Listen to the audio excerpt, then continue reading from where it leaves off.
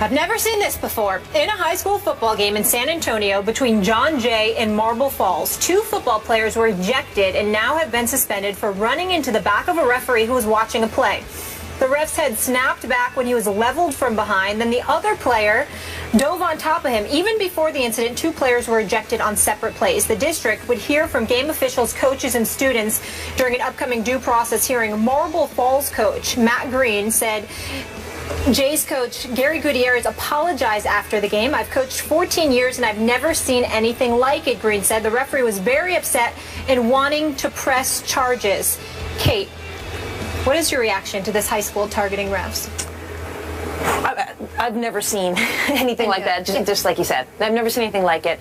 I need more context and more information. Not because I think there's anything that anybody could say that would change what just happened. But like a lot of things that happen in our society now, a lot of like public shaming we take part in, once you pull back a little bit, you actually have more context about maybe why somebody posted something on Facebook or Twitter, and that does not justify the actual post or what happened, but it does provide you a little bit more of a lens so you can at least see somebody's motivation. Because right now, without any motivation or any understanding of who these guys are, what their history is, anything about them, it's hard to just scream, get them out of here, be gone. Because I think that's an overreaction that we even talk about a lot at the NFL level and the college football level when we see guys commit crimes. And there's a lot of people who would tell you that that's a crime. What they did is cut them, get them out of here, no form of rehabilitation of any kind. Let's not talk to them.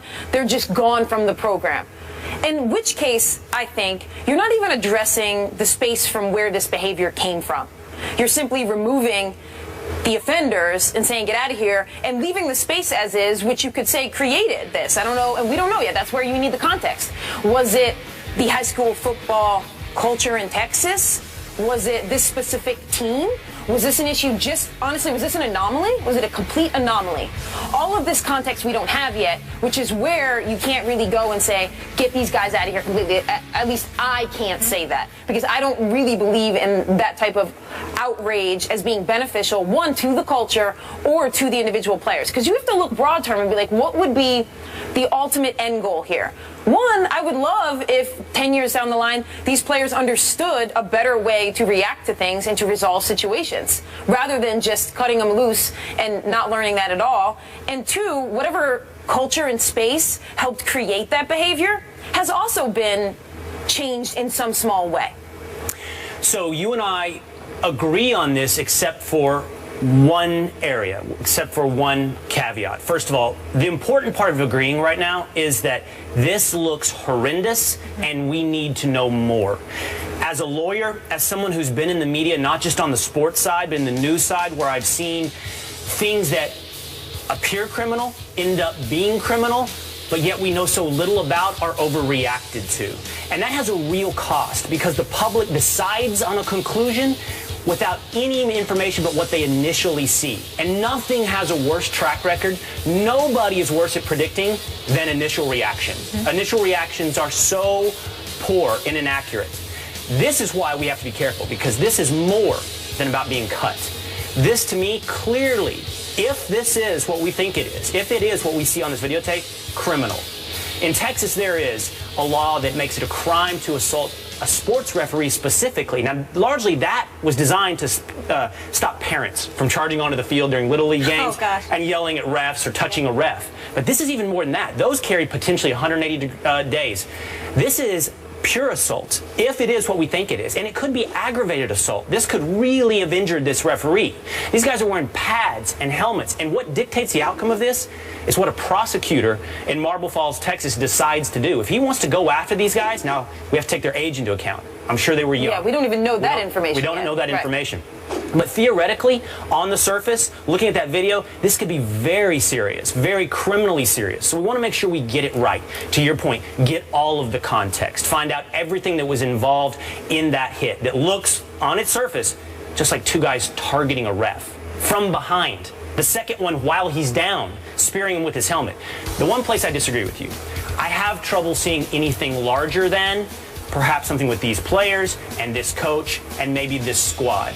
culture of football, drawing larger conclusions about violence in football, I have a huge amount of difficulty seeing how this could be tied to anything larger. And we have accepted that to some degree. We've accepted that football has a violent culture and creates human beings who are inherently violent in normal society as well. But that's not backed up by statistics. Whether or not it's domestic violence or any other criminal category, when you look at, for example, the NFL versus the rest of society, they under-index. And nobody says this. Nobody draws attention to the fact that the NFL, by and large, are model citizens compared to the rest of society. Doesn't mean there's not aberrations. Doesn't mean there's not bad guys. But you can't have a larger cultural problem if you're actually doing better than the rest of society. Yeah, but I completely stated beforehand that it's about the information in the context. Absolutely. And we agree on that. So, it's not, if you told me this is an anomaly and we get all of the information and somehow these two guys, independently of anything else, or even decided to do this, or even at the encouragement of their coach, it doesn't indict football at a larger degree, even if their coach said, go do this. Right. And I didn't say let's talk about national NFL issues. All I said was the space from which this behavior came. These two players. I want to understand the space that created this. So the space now, it could be the high school football team. Maybe it's just the family, the home. Maybe it's the culture. Maybe it's the head of the two players. Right. Whatever the space is, maybe it was just them. That's where we need the context and information. But I just don't think once we have that, if it does point to a larger issue in that team or school, then we need to address that. You can't just cut those players. I think that's fair. Often, the person on the surface that you see doing the deed is scapegoated for something that is much larger. I'll agree with you on that. I don't think it's a broader question of like violence in football necessarily. Okay. But I do think there are spaces, and we've seen this before in Steubenville, Ohio. There are spaces created, and they are tangential with football, where there can be something toxic that's created. And that doesn't mean all of high school football is toxic. But in these certain little pockets, sometimes the confluence of those events leads to a toxic space where young men and women, depending on the sport they play, believe they can do something and believe they are untouchable by law. I think you're right. And even if there is, once we have the full story and all the details, it's never okay to tackle the refs. We can have more. Yes. Yeah, and that's what you guys are trying to say. It's never okay, but there might be something to justify, that we want them to channel their behavior. Well, truthfully, truthfully, at this juncture, we don't even know if it was an accident. It doesn't look like an accident. No, There's nothing that suggests it was an accident, but we need to make sure that's the case. I just want more context before moving forward. Yes. There's nothing, I don't think there's anything they could say or I could hear that would justify what happened on the video, but going forward, let's hear more about their story and what premeditated this. Yep, 100%. As Stephen A. would say, cause for pause. That's what we have right now. We'll continue to react when we hear more on this.